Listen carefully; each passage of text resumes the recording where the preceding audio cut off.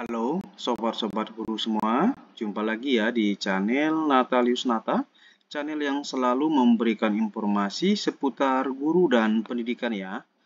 Pada video kali ini saya akan berbagi tentang soal-soal UKP PPG tahun 2024-2025 yang sudah lengkap dengan jawaban dan pembahasan ya. Dan ini adalah soal-soal UKP PPG yang part 4 ya.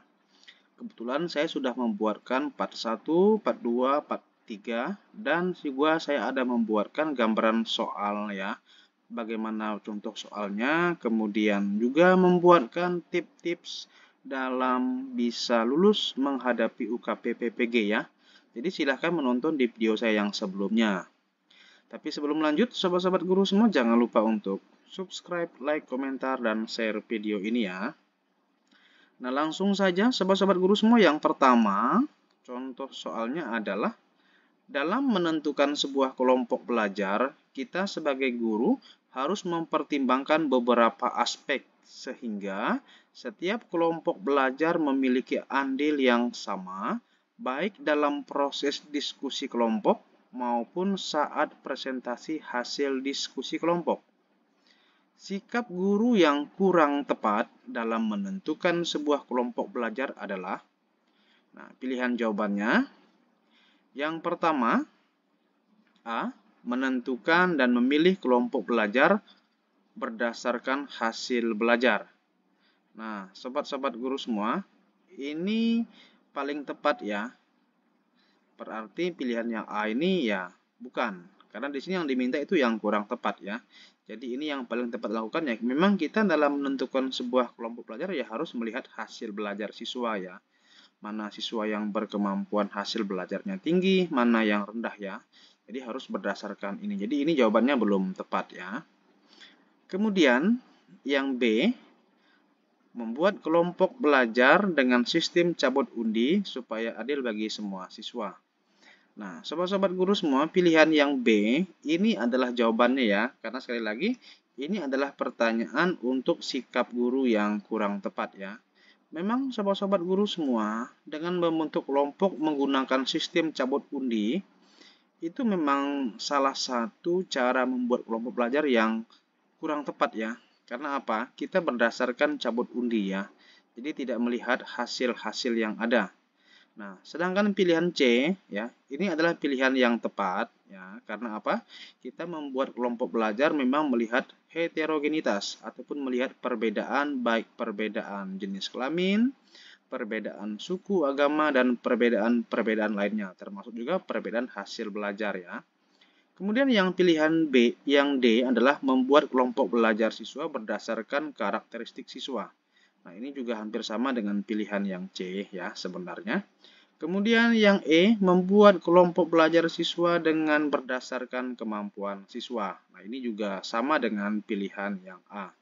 Jadi yang kurang tepat dilakukan guru dalam membuat kelompok belajar siswa adalah yang B ya, yang kurang tepat, yaitu membuat kelompok belajar dengan sistem cabut undi supaya adil bagi semua siswa ya. Kemudian soal yang berikutnya, setelah dilakukan penilaian harian, ada beberapa siswa mampu mendapatkan nilai memuaskan dan ada sebagian besar lagi mendapatkan nilai pas-pasan. Dan ada juga yang masih di bawah kriteria ketuntasan. Tetapi kenyataannya, siswa-siswi yang mendapatkan nilai memuaskan dalam proses pembelajarannya seringkali banyak tingkah dan pakaian tidak rapi. Sedangkan siswa-siswi yang nilainya pas-pasan dan belum tuntas, saat proses pembelajaran lebih rapi dan fokus saat belajar. Dari kasus tersebut, maka dapat disimpulkan. Nah, ya, pilihan yang A, semua siswa yang nilainya tinggi, lama-kelamaan pasti akan berubah menjadi manusia yang lebih baik. Nah, ini jawabannya kurang tepat ya, sobat-sobat guru semua. Karena apa? Kita menganggap siswa yang nilainya tinggi nanti pasti akan menjadi manusia yang baik. Ini belum tepat ya. Kemudian pilihan yang B, nilai siswa diperoleh hanya berdasarkan proses pembelajaran di dalam kelas. Nah, ini juga belum tepat ya sobat-sobat guru semua, karena nilai siswa itu bukan hanya dari proses ya, bukan hanya proses di kelas, bukan berarti siswa itu rajin, aktif, nanti nilainya akan bagus ya. Tidak juga seperti itu ya. Jadi ini juga belum tepat. Kemudian pilihan yang C, nilai siswa menjadi penentu dalam tindakan dan sikap karena proses belajar sudah dilaluinya. Nah, ini juga jawabannya belum tepat sobat-sobat guru semua, karena apa? Seolah-olah nilai siswa itu adalah penentu segalanya ya. Padahal ya nilai itu bukan penentu segalanya. Walaupun dia sudah melalui prosesnya ya. Jadi ini juga belum tepat. Kemudian pilihan yang E, output belajar siswa bukan semata-mata berdasarkan proses, tetapi berdasarkan nilai siswa. Nah, ini juga belum tepat ya, karena output atau nanti hasil dari pembelajaran siswa itu seolah-olah ya hanya berdasarkan nilai saja. Tidak ya, sobat-sobat guru semua, tetapi jawaban yang tepat adalah pilihan yang D, yaitu proses belajar bukan menjadi utama, tetapi proses belajar bisa menjadi faktor output bagi siswa. Nah, ini jawaban yang benar ya, sobat-sobat guru semua. Karena apa? Memang proses belajar ini bukan menjadi yang utama ya. Jadi kegiatan pembelajaran yang dilakukan siswa di kelas itu bukan yang utama, tetapi proses belajar yang dilakukan siswa di kelas dari pembelajaran, proses dia aktif dan sebagainya, perilakunya itu bisa menjadi faktor outputnya ke depannya ya, ke depan bagi siswa ya. Nah, kemudian soal yang berikutnya, saat berpapasan dengan siswa di sekolah, kita menemukan ada siswa yang tiba-tiba menghindar dari kita. Setelah diselidiki, ternyata siswa tersebut masih malu dan takut karena dalam ulangan harian mata pelajaran kita, dia mendapatkan nilai yang paling rendah dari semua siswa di kelas. Sikap kita sebagai guru kepadanya adalah, pilihan yang A, memanggil siswa tersebut dan berjanji akan membantu dia dalam belajar agar saat ulangan nanti bisa mendapatkan nilai maksimal. Nah, sobat-sobat guru semua, kalau kita baca sekilas ini jawabannya benar ya. Padahal ini jawabannya belum tepat, sobat-sobat guru semua. Mengapa? Karena di sini seolah-olah kita ini menjanjikan sesuatu kepada siswa, ya, kita berjanji ya bahwa nanti dia akan kita bantu dalam belajarnya, sehingga nanti seolah-olah siswa tersebut mendapatkan nilai maksimal. Ya, jadi kita tidak bisa juga menjanjikan sesuatu yang terlalu berlebihan kepada siswa ya. Maka ini jawabannya belum tepat. Kemudian pilihan yang B, membiarkan saja siswa tersebut karena nanti dianggap siswa lain pilih kasih. Nah, ini juga belum tepat sobat-sobat guru semua, karena kita membiarkan sebuah masalah itu berlalu begitu saja ya. Ini belum tepat kalau sudah membiarkan saja. Kemudian pilihan yang C, meminta wali kelasnya untuk memanggil siswa tersebut dan memberikan tugas tambahan sebagai efek jera karena sudah tidak menghargai kita sebagai guru. Nah, sobat-sobat guru semua, apakah jawaban ini benar? Nah, ini juga jawabannya belum tepat ya, sobat-sobat guru semua. Karena apa? Sekali lagi, seperti di soal-soal latihan yang pernah saya buat sebelumnya, jika menemukan sebuah permasalahan di sekolah, jika itu memang belum permasalahannya terlalu berat, jangan langsung semuanya menghubungi wali kelas. Jangan langsung ke guru BK. Jangan langsung ke kesiswaan dan jangan langsung ke kepala sekolah. Bila perlu kita tangani dulu tersendiri ya. Jadi ini jawabannya belum tepat. Kemudian pilihan yang E adalah menyerahkan sepenuhnya kepada guru bimbingan konseling atau BK untuk dibina. Nah, ini juga belum tepat ya. Jadi jawaban yang tepat itu adalah pilihan yang D, yaitu mendekati siswa tersebut dan memberikan pembinaan secara pribadi. Nah, mengapa ini disebut dengan tepat sobat-sobat guru semua ya? Kita sudah tahu bahwa siswa itu menghindar dari kita. Ya, jadi kita bisa melakukan dengan cara mendekati siswa tersebut, mungkin kita panggil ya saat jam istirahat. Kemudian setelah itu kita bisa memberikan pembinaan secara pribadi. Nah, bagaimana pembinaan secara pribadi? Mungkin kita memberikan solusi, kita memberikan semangat, sehingga siswa tersebut nanti tidak hanya takut saja dengan nilainya yang rendah atau malu, tetapi dia juga bisa memperbaiki diri supaya kedepannya dia bisa berjuang untuk belajar dan mencoba agar bisa mendapatkan nilai yang lebih baik dari sebelumnya ya.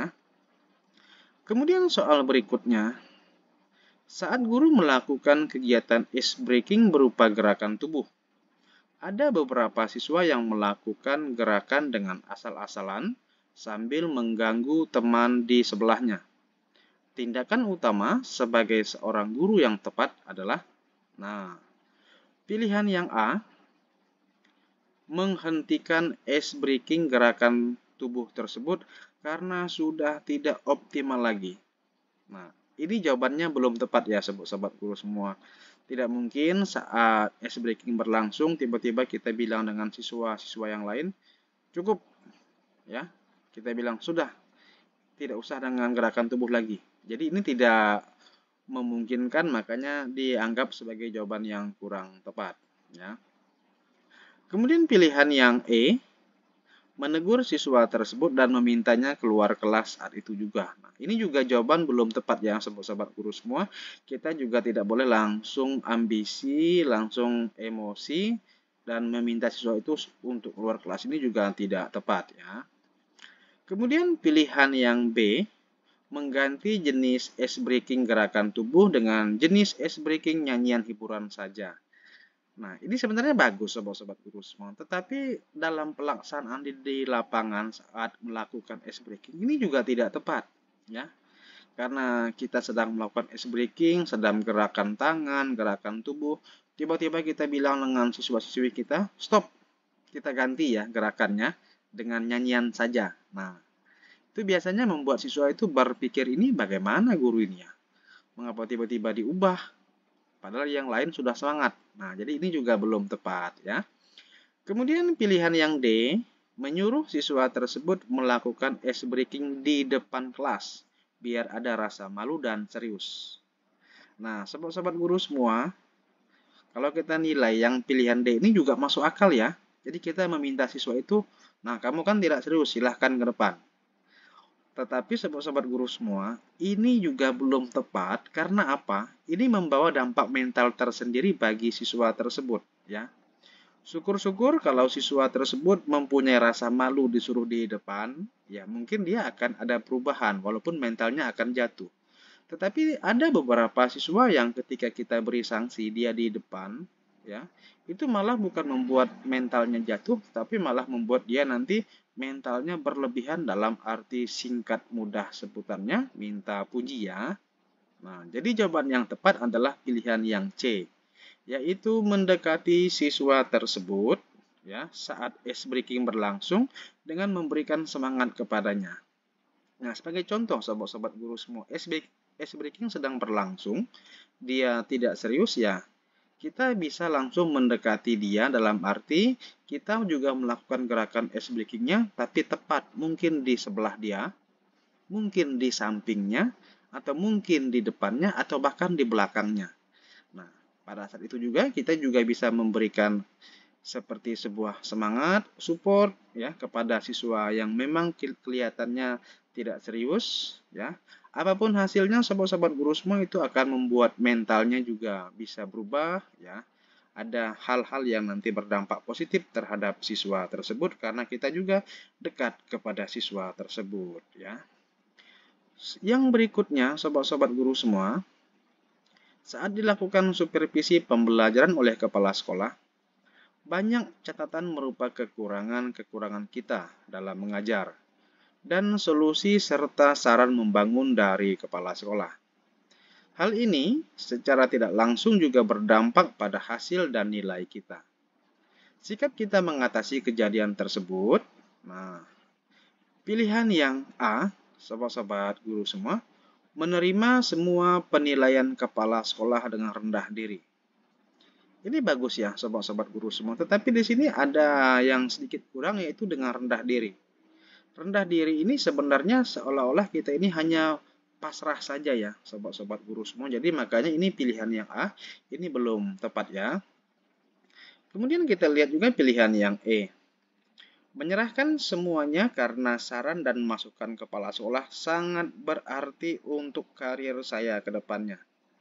Nah, pilihan di sini yang membuatnya belum tepat karena apa? Kita menganggap semuanya itu bagus, tetapi bagusnya ini untuk karir ya, untuk jabatan, untuk pujian. Nah, ini juga belum sempurna, belum lengkap ya. Kalau kita menganggap sebuah penilaian itu untuk karir, untuk jenjang, nah itu juga belum tepat ya, sobat-sobat guru semua. Kemudian pilihan yang D, menyerahkan sepenuhnya kepada kepala sekolah karena beliau adalah senior. Nah, bagaimana sobat-sobat guru semua ini, apakah jawabannya benar? Nah, ada kekurangan di sini ya, sobat-sobat guru semua. Kita juga tidak bisa menyerahkan sepenuhnya, apalagi kepada kepala sekolah. Dan kita juga memahami bahwa kepala sekolah itu juga belum tentu lebih menguasai proses pembelajaran, ya. Apalagi kita menganggap bahwa kepala sekolah adalah senior, itu juga tidak bisa seperti itu juga ya, sobat-sobat guru semua. Jadi ini juga jawabannya belum tepat ya. Kemudian pilihan yang C, menerima semua saran dan solusi kepala sekolah dengan rasa bersalah. Nah ini salah ya sobat-sobat guru semua. Jadi kita memang menganggap ya pasrah saja. Maaf Pak ya, saya salah. Ya itulah kekurangan saya juga. Kita tidak boleh seperti itu ya. Nah yang benar sobat-sobat guru semua, pilihan jawabannya adalah pilihan yang B. Yaitu terbuka pada semua saran dan masukan kepala sekolah dan menjadikannya sebagai refleksi diri. Nah, ya. Jadi saat selesai dilakukan supervisi, ya kita membuka diri ya. Karena banyak saran dan masukan dari kepala sekolah, dan kita jadikan saran dan masukan itu sebagai bahan untuk refleksi diri atau mengevaluasi diri atau mengoreksi diri, mana yang kurang, mana yang belum dilakukan dan sebagainya ya. Kemudian yang berikutnya, sobat-sobat guru semua, pada saat datang ke sekolah, tiba-tiba kita diminta oleh kepala sekolah untuk menggantikan seorang guru piket yang tidak hadir karena sakit. Sikap yang akan kita ambil seharusnya. Nah, pilihan yang A, menerima dengan semangat dan penuh tanggung jawab karena menjadi guru piket sangat mudah. Nah, ini jawabannya belum tepat ya, sobat-sobat guru semua, karena ya kita tidak bisa terlalu santai dan menganggap guru piket itu mudah ya. Tidak semudah yang kita bayangkan jika memang dilakukan dengan penuh tanggung jawab ya. Tapi kalau hanya mengambil singkatnya ya, mungkin kita merasa lebih mudah ya. Jadi ini jawabannya kurang tepat. Kemudian pilihan yang B, meminta kepala sekolah memilih guru lain saja. Nah, ini juga sering kita lakukan, padahal ini jawabannya belum tepat ya. Karena apa? Kepala sekolah jika memutuskan sesuatu pasti sudah banyak pertimbangan. Dan kita sudah dipercayakan. Tetapi dari balik itu semua, malah kita memintanya untuk memilih guru lain saja ya. Jadi makanya ini belum tepat. Kemudian pilihan yang C, menolak dengan sopan tugas tersebut dan meminta kepala sekolah memilih guru yang lebih muda. Nah, ini juga belum tepat ya, sobat-sobat guru semua. Karena apa? Sama dengan pilihan yang B tadi, seolah-olah kita di sini mengabaikan perintah dari kepala sekolah, bahkan kita yang meminta dan memberikan pendapat kita ya, supaya memilih yang lebih mudah saja. Nah, jadi belum tepat. Pilihan yang D, menerima tugas tersebut dengan serius dan berwibawa karena sudah biasa melakukannya. Nah, ini juga jawaban belum tepat karena apa? Seolah-olah kita ini sudah menjadi orang yang senior ya dalam guru piket. Jadi pilihan jawaban yang benar adalah pilihan yang E, yaitu menerima dengan penuh tanggung jawab dengan tetap meminta arahan dari kepala sekolah ya. Jadi kita menerima, ada rasa tanggung jawabnya, dan tetap dengan rendah hati seolah-olah memohon arahan beliau. Nah, Pak nanti bagaimana ya? Walaupun kita sudah terbiasa sebenarnya. Nah, itu ya sobat-sobatku semua. Kemudian yang berikutnya, saat akan dilakukan rapat dewan guru dan kepala sekolah bersama seluruh orang tua siswa-siswi di sekolah, waktu sudah menunjukkan pukul 9 WIB. Padahal dalam surat undangan waktu rapat mulai pukul 08.30 WIB. Dan pada saat itu kita ditunjuk menjadi pembawa acara rapat. Tindakan yang tepat kita lakukan adalah, pilihan yang pertama adalah memberitahu peserta rapat bahwa rapat belum dimulai karena masih menunggu peserta rapat yang bisa saja masih dalam perjalanan. Sobat-sobat guru semua, ini jawabannya belum tepat ya. Pilihan yang benar itu adalah pilihan yang D, yaitu kita menyampaikan permohonan maaf kepada orang tua siswa dan meminta mereka tetap bersabar karena rapat akan segera dimulai. Ini adalah tindakan yang menunjukkan kepada tindakan yang tepat ya. Sedangkan pilihan yang A ini belum tepat. Jadi di sini seolah-olah kita menunggu rapat karena masih ada peserta yang terlambat ya. Pilihan yang B juga belum tepat dengan cara meminta seksi konsumsi membagikan snack ya sambil menunggu rapat. Padahal rapat saja belum dimulai tapi kita sudah meminta membagikan konsumsinya. Pilihan yang C juga tidak tepat walaupun sering kita lakukan dengan cara meminta salah satu siswa menghibur peserta rapat dengan membawakan sebuah lagu. Ini juga tidak tepat. Pilihan yang E juga tidak tepat, yaitu meminta peserta rapat untuk bersabar karena pihak sekolah sedang menyiapkan bahan rapat. Kalau kita memilih pilihan yang E, ini sangat tidak tepat karena apa? Jadi seolah-olah kita ini sebagai pihak sekolah yang mengadakan rapat itu belum menyiapkan bahannya ya. Sobat-sobat guru semua, semoga video ini bisa bermanfaat ya. Dan silahkan juga tunggu soal-soal UT UKP PPG untuk FAT yang selanjutnya ya. Semoga bermanfaat untuk sobat-sobat guru semua supaya bisa lulus dalam UKP PPG tahun ini ya.